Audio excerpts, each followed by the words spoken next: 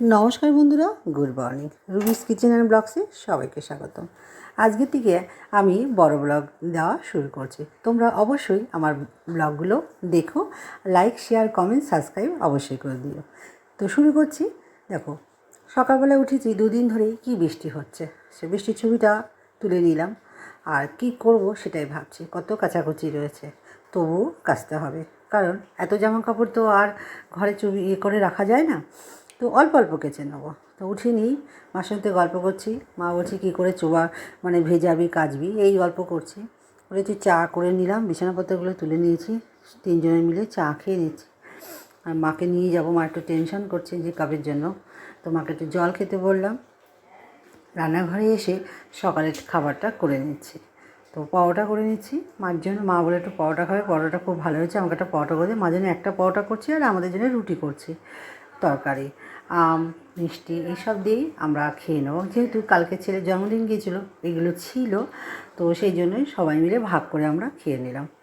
তড়িঘড়ি করে খেয়ে দিয়ে একটু বিশ্রাম করতে না করতে চলে এসেছি হাসপাতালে। তার আগে আমি রান্না করে এসেছিলাম, চুনো মাছ রান্না করেছিলাম, সেটা আমি তোমাদের সাথে পরে শেয়ার করছি। হাসপাতালে এসে বসেই আছি, প্রায় 3 ঘন্টা বসে আছি। বসে থেকে বাড়ি এসেছি। এসে একটু বিশ্রাম করতে না করতেই মা সমস্ত রিপোর্ট করা হয়ে গেছে। একদিনেই সব করে নিলাম, ওই জন্য অতক্ষণ রিড করছিলাম। তো এসে নিয়ে তো দেখি ওরা এসেছে। মার বাড়িতে যে কাজ করে সবসময় থাকে, সে এসছে, তার হাজব্যান্ড মাকে দেখতে এসছে। তার সঙ্গে একটু গল্প করলাম, একটু ওকে চা করে দিলাম। হ্যাঁ, দিয়ে বাজারে যাব। যে বাজারেই যাচ্ছিলাম সেই সময় ওরা ঢুকে গেল। তো যাই হোক, বাজারে গিয়ে দেখি, দেখো জিও স্মার্টে গিয়েছি, অনেক অফার দিচ্ছে, টুকিটাকি অনেক কিছু কিনেছি। কিন্তু কী কী কিনেছি সেগুলো আর শেয়ার করতে পারিনি।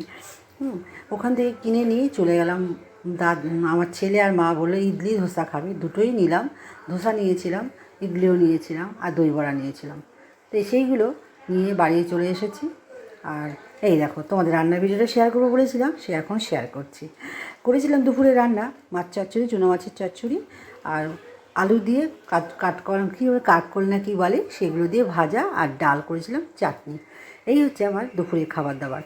সবাই মোটামুটি খেয়ে নিয়েছিলাম, আর ওদের জন্য মাছ সিদ্ধ করছিলাম। চলে এসেছি একটু বিশ্রাম নিয়েই। রাতে খাবার রেডি করে ফেলেছি। রাতে আজকে হয়েছে তরকার রুটি। কেমন হয়েছে অবশ্যই কেমন করে জানাবে। চলো বাই, টাটা।